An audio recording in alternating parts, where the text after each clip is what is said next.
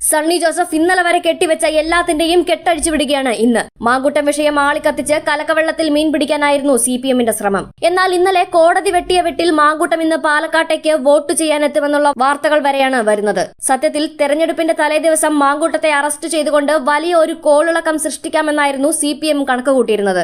എന്നാൽ മാങ്കൂട്ടത്തിലിനെ ജയിലിന്റെ പടിവാതിൽക്കൽ പോലും എത്തിക്കാൻ മുഖ്യന്റെ പോലീസിന് പറ്റിയിട്ടില്ല എന്ന് കഴിഞ്ഞ 14 ദിവസം കൊണ്ട് നമുക്ക് മനസ്സിലായി. കേരളവും കേരളത്തിന് പുറത്തുമൊക്കെ മാങ്കൂട്ടത്തിലിന് വേണ്ടി പോലീസ് വലവിരിച്ചു എന്നൊക്കെ പറയുമ്പോഴും ഒന്നും സംഭവിച്ചില്ല.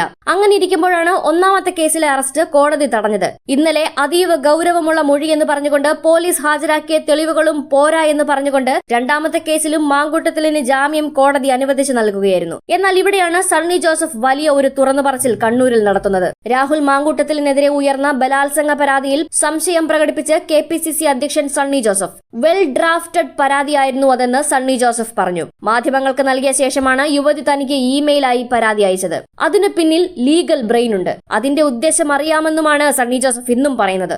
ഇക്കഴിഞ്ഞ ഡിസംബർ 2-നായിരുന്നു രാഹുൽ മാങ്കൂട്ടത്തിനെതിരെ ബലാത്സംഗ പരാതി ഉയരുന്നത്. കേരളത്തിന് പുറത്ത് താമസിക്കുന്ന 23-കാരിയായ യുവതിയായിരുന്നു പരാതിയുമായി രംഗത്തെത്തിയത്. KPCC അധ്യക്ഷൻ സണ്ണി ജോസഫ്, മുതിർന്ന കോൺഗ്രസ് നേതാക്കളായ രാഹുൽ ഗാന്ധി MP, പ്രിയങ്ക ഗാന്ധി MP എന്നിവർക്കായിരുന്നു യുവതി പരാതി നൽകിയത്. രാഹുലിനെതിരെ ഗുരുതര ആരോപണങ്ങളായിരുന്നു പരാതിയിൽ ഉന്നയിച്ചിരുന്നത്. വിവാഹ വാഗ്ദാനം ചെയ്ത് രാഹുൽ മാങ്കൂട്ടത്തിൽ പീഡിപ്പിച്ചതായി യുവതി ആരോപിച്ചിരുന്നു. രാഹുൽ മാങ്കൂട്ടത്തിനെതിരായ ബലാത്സംഗ പരാതിയിൽ സംശയമുണ്ടെന്ന് കോടതി. കേസിൽ രാഹുലിന് മുൻകൂർ ജാമ്യം നൽകിക്കൊണ്ടുള്ള തിരുവനന്തപുരം പ്രിൻസിപ്പൽ സെഷൻസ് കോടതി ഉത്തരവിന്റെ പകർപ്പിലാണ് ഇക്കാര്യം വ്യക്തമാക്കിയിരിക്കുന്നത്. പരാതി നൽകിയതിലെ കാലതാമസം ചൂണ്ടിക്കാട്ടിയ സെഷൻസ് കോടതി രാഹുൽ മാങ്കൂട്ടത്തിലിനെ കുറ്റകൃത്യവുമായി ബന്ധിപ്പിക്കാൻ പ്രഥമ ദൃഷ്ട്യാ കഴിഞ്ഞിട്ടില്ലെന്നും ചൂണ്ടിക്കാട്ടി. പരാതിയിലും മൊഴിയിലും വൈരുദ്ധ്യമുണ്ട്. രാഹുലിനെതിരായ ആരോപണം ഗൗരവതരമാണ്. പോലീസിന് പരാതി നൽകാതെ KPCC പ്രസിഡന്റിന് പരാതി നൽകിയതും കോടതി ചൂണ്ടിക്കാട്ടി. സമ്മർദ്ദത്താലാവാം പരാതി നൽകിയതെന്നും കോടതി വിലയിരുത്തി. പരാതി വൈകിയതും പ്രഥമ ദൃഷ്ട്യാ തെളിവില്ലാത്തതുമാണ് ജാമ്യത്തിന് കാരണം. പരാതി നൽകാൻ വൈകിയതിന് പല ഭാഷ്യങ്ങളും വന്നു. ഹാജരാക്കിയ ചാറ്റുകൾ ആരോപണം തെളിയിക്കുന്നതല്ലെന്നും വിധി പകർപ്പിൽ വ്യക്തമാക്കിക്കൊണ്ടാണ് മാങ്കൂട്ടത്തിലിന് കോടതി ജാമ്യം നൽകിയത്. ഇതോടെ രാഷ്ട്രീയത്തിൽ ഇനി മറ്റൊരു കളി കാണാം. എന്തായാലും സണ്ണി ജോസഫിന്റെ വാക്കുകൾ ഒന്ന് കേൾക്കാം. ഭരണകക്ഷി നൽകുന്ന സംരക്ഷണമാണ് ഏറ്റവും പ്രധാനപ്പെട്ട വിഷയം. ജയിലിൽ കിടക്കുന്ന ഹൈക്കോടതിയുടെ നിർദ്ദേശപ്രകാരം അന്വേഷിച്ച പോലീസ് അറസ്റ്റ് ചെയ്ത് ജയിലിൽ കഴിയുന്ന CPM നേതാക്കന്മാർക്കെതിരെ പാർട്ടി ചെറിയ ഒരു അച്ചടക്ക നടപടി പോലും സ്വീകരിച്ചിട്ടില്ല. അവരെ സംരക്ഷണ കവചമൊരുക്കി അവരെ രക്ഷിക്കുകയാണ് ഗവൺമെൻറ്റും പാർട്ടിയും ചെയ്തുകൊണ്ടിരിക്കുന്നത്. കൂടുതൽ പ്രതികളുണ്ട്, ഉന്നതന്മാർ ഇനിയും വരേണ്ടതുണ്ട് എന്ന് ഹൈക്കോടതി വ്യക്തമായ പരാമർശനം നടത്തിയിട്ട് ആഴ്ചകൾ കഴിഞ്ഞിരിക്കുകയാണ്. ആ പ്രതികളിലേക്ക് എത്തിയിട്ടില്ല. തെരഞ്ഞെടുപ്പിനിടയിൽ അന്വേഷണം ആരോപിച്ചിരിക്കുകയാണ്. നഷ്ടപ്പെട്ട കോടിക്കണക്കിന് രൂപയുടെ സ്വർണം തിരികെ പിടിക്കാനുള്ള നടപടിയും സ്വീകരിച്ചിട്ടില്ല. ജനങ്ങൾ ഇതിൽ വലിയ പ്രതിഷേധമുള്ളവരാണ്. വിലക്കയറ്റം, കാർഷിക മേഖലയുടെ തകർച്ച, തൊഴിലില്ലായ്മ, അക്രമ രാഷ്ട്രീയം, വന്യമൃഗശല്യം, തീരദേശ മേഖലയുടെ പ്രതിസന്ധികൾ, പ്രയാസങ്ങൾ, ഇതെല്ലാം തന്നെ അഴിമതി, ഇതെല്ലാം തന്നെ ഗൗരവമേറിയ വിഷയങ്ങൾ തന്നെയാണ്. ഇതെല്ലാം ഗവൺമെൻറ്റിനെതിരെ ജനങ്ങളെ ചിന്തിപ്പിക്കുന്ന കാര്യങ്ങളാണ്. ഇതിലെല്ലാം ശക്തമായ പ്രചരണം നടത്തിയിട്ടുണ്ട്. അതിന് വലിയ ജനപിന്തുണയാണ് ലഭിച്ചുകൊണ്ടിരിക്കുന്നത്.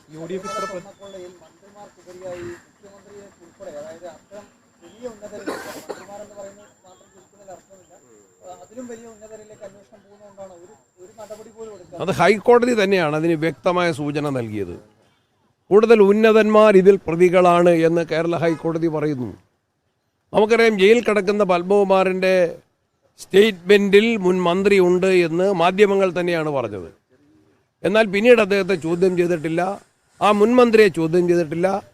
പ്രതികളാക്കേണ്ടവരെ രക്ഷിക്കുന്ന കാര്യമാണ് ഇപ്പോൾ ഗവൺമെൻറ് ആലോചിക്കുന്നത്.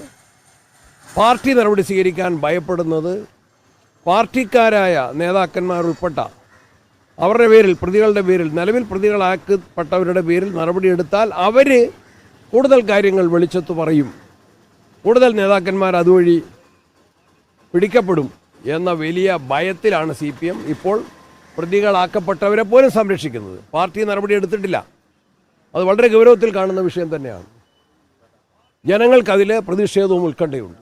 UDF വലിയ പ്രചാരണം നടത്തി തെരഞ്ഞെടുപ്പ് നേരിട്ട് രണ്ടാം ഘട്ടത്തിൽ തൊട്ട് മുൻപാണ് ഈ ശശി തരൂരിന്റെ വീർ സവർക്കർ അവാർഡും ഒപ്പം തന്നെ നടിയാക്രമിച്ച കേസിൽ UDF കൺവീനറുടെ ഭാഗത്തുനിന്ന് പ്രസ്ഥാനം ഇത് ഏതെങ്കിലും രീതിയിൽ പ്രതിരോധത്തിലാക്കി അത് രണ്ടും അവർ തന്നെ ക്ലാരിഫൈ ചെയ്തിട്ടുണ്ട്. അടൂർ പ്രകാശിൻ്റെ ആ ഒരു പരാമർശനം വന്നപ്പോൾ തന്നെ ഞങ്ങൾ അദ്ദേഹവുമായിട്ട് ബന്ധപ്പെട്ടു. ഞാൻ പാർട്ടിയുടെ നിലപാട് വ്യക്തമാക്കി പറഞ്ഞു. മറ്റ് പ്രതിപക്ഷ നേതാവും മറ്റു നേതാക്കന്മാരും പറഞ്ഞു. അടൂർ പ്രകാശ് തന്നെ അതിൽ അദ്ദേഹത്തിൻ്റെ നിലപാടല്ല പാർട്ടി നിലപാട് എന്ന് പറഞ്ഞു. അദ്ദേഹത്തിൻ്റെ സ്റ്റേറ്റ്മെൻറ്റിൽ തന്നെ അദ്ദേഹം കറക്ഷൻ വരുത്തി. ഒന്ന് ചില ദുർവ്യാഖ്യാനം എന്ന് അദ്ദേഹം പറഞ്ഞു. ഇനി അങ്ങനെ ആണെങ്കിൽ പോലും അതിന് അദ്ദേഹം വളരെ കൃത്യമായി പാർട്ടി ലൈനിലേക്ക് അദ്ദേഹം നിലപാട് ഉറപ്പിച്ച് വ്യക്തമാക്കിയിട്ടുണ്ട്.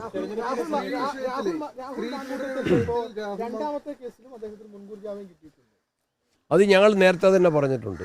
നിയമത്തിൻ്റെ വഴിക്ക് പോകും.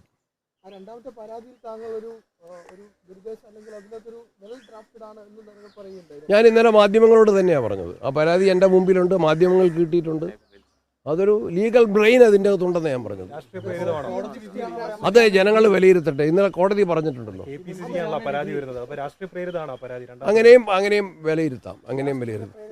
അതിനെ ഞാനത് പറയുന്നില്ല. അത് ആളുകൾക്ക് നന്നായിട്ട് അറിയും. ആ പരാതി എന്തിനാണ് എനിക്ക് കിട്ടുന്ന സമയത്ത് തന്നെ മാധ്യമങ്ങൾ കിട്ടിയല്ലോ. എന്തായിരുന്നു അതിൻ്റെ ലക്ഷ്യം? എന്തായിരുന്നു? ആ പരാതിക്ക് നന്നായിട്ട് അറിയാം അതാർക്കാണ് അയക്കേണ്ടതെന്ന്. പക്ഷേ എനിക്ക് അയച്ചു. ഞാൻ ഫയലുകൾ കണ്ടിട്ടില്ല. കോടതി വിധി ഞാൻ കണ്ടിട്ടുണ്ട്. അത് ജനങ്ങൾ വിലയിരുത്തും. കോടതി വിധി അല്ല, ഞാൻ പറഞ്ഞ കാര്യം പറഞ്ഞത് തന്നെ. ആ പരാതി ആസൂത്രിതമായിട്ടുള്ള വെൽ ഡ്രാഫ്റ്റഡ് പെറ്റീഷൻ എന്നാണ് ഞാൻ പറഞ്ഞത്. വെൽ ഡ്രാഫ്റ്റഡ് ആണെങ്കിൽ പോലും അതിലെ ലീഗലായിട്ടുള്ള എതിർവശങ്ങൾ പ്രതിഭാഗം ചൂണ്ടിക്കാട്ടിയപ്പോൾ അതും കോടതി വിലയിരുത്തിയിട്ട് ഞാൻ ആ ഓർഡറും വായിച്ചു. അതെനിക്കറിയില്ല. ഞാൻ അദ്ദേഹത്തിൻ്റെ ഞാൻ ഇന്നലത്തെ കണ്ണൂരിലെ വാർത്താ സമ്മേളനത്തിലും പറഞ്ഞു, കണ്ണൂരിൽ നിന്നാണ് കൂടുതൽ ആളുകൾ ഹൈക്കോടതിയിൽ പോയി സംരക്ഷണം ആവശ്യപ്പെടുന്നത്. കണ്ണൂരിലാണ് പ്രശ്ന സാധ്യത ബൂത്തുകൾ ഏറെയുള്ളത്. എന്താണത്? കേരള ഹൈക്കോടതി പറഞ്ഞത് ഇവിടുത്തെ ഭരണാധികാരികളുടെയും CPM നേതാക്കന്മാരുടെയും കണ്ണു തുറപ്പിക്കണം. ആശങ്കയിലാണ് ജനങ്ങൾ. സ്വതന്ത്രമായിട്ട് വോട്ട് ചെയ്യാൻ സാധിക്കുമോ? സ്ഥാനാർത്ഥികൾ തന്നെ ഹൈക്കോടതി പോവുകയാണ്. എത്രയോ ചെലവേറിയതാണ് ഒരു ഹൈക്കോടതിയിൽ ഒരു റിട്ട് പെറ്റീഷൻ ഫയൽ ചെയ്യണമെങ്കിൽ. എത്രയോ സമയമെടുക്കും. സ്ഥാനാർത്ഥികൾ തന്നെ നേരിട്ട് പോവുകയാണ്, വക്കീലന്മാരെ ഏൽപ്പിക്കുകയാണ്. അവർ വിധിയുമായിട്ട് പോലീസിനെ കാണുകയാണ്, തെരഞ്ഞെടുപ്പ് ഉദ്യോഗസ്ഥന്മാരെ കാണുക. നീതിക്ക് വേണ്ടിയാണ്. ജനാധിപത്യ പ്രക്രിയയിലെ പരമപ്രധാനമാണ് തെരഞ്ഞെടുപ്പ്. ആ തെരഞ്ഞെടുപ്പ് നീതിപൂർവമാകാൻ, ഒരാൾക്കൊരു വോട്ട് ചെയ്യാൻ, ഒരാൾ ഒരു വോട്ട് മാത്രം ചെയ്യാൻ, കള്ളവോട്ടുകൾ തടയാൻ, അക്രമങ്ങൾ തടയാൻ സംവിധാനങ്ങൾക്ക് സാധിക്കണം, അധികാരികൾക്ക് സാധിക്കണം, പോലീസിന് സാധിക്കണം, തെരഞ്ഞെടുപ്പ് ഉദ്യോഗസ്ഥന്മാർക്ക് സാധിക്കണം. അത് ഞങ്ങൾ ആവർത്തിച്ച് ആവശ്യപ്പെടുകയാണ്. അക്കാര്യത്തിൽ കണ്ണൂരിൽ ഞങ്ങൾക്ക് ആശങ്കയുണ്ട്. അതുകൊണ്ടാണ് ഇത്രയേറെ പരാതി ഹൈക്കോടതിയിൽ പോയത്. ബെഞ്ച് ഓഫ് പെറ്റീഷൻസ് എന്നാണ് ഹൈക്കോടതി പറഞ്ഞത്. ഹർജികളുടെ ഒരു വലിയ ബണ്ടിൽ തന്നെയാണ്, കെട്ട് തന്നെയാണ് ഹൈക്കോടതി മുമ്പിലെത്തിയത്. അതിലെല്ലാം വ്യക്തമായ തീർപ്പ് കൽപ്പിച്ചിട്ടുണ്ട്. ആ വിധി, ഹൈക്കോടതി ഉത്തരവ് പാലിക്കപ്പെടുമെന്ന് ഞാൻ കരുതുകയാണ്. പാലിക്കപ്പെടണമെന്ന് ആവശ്യപ്പെടുകയാണ്.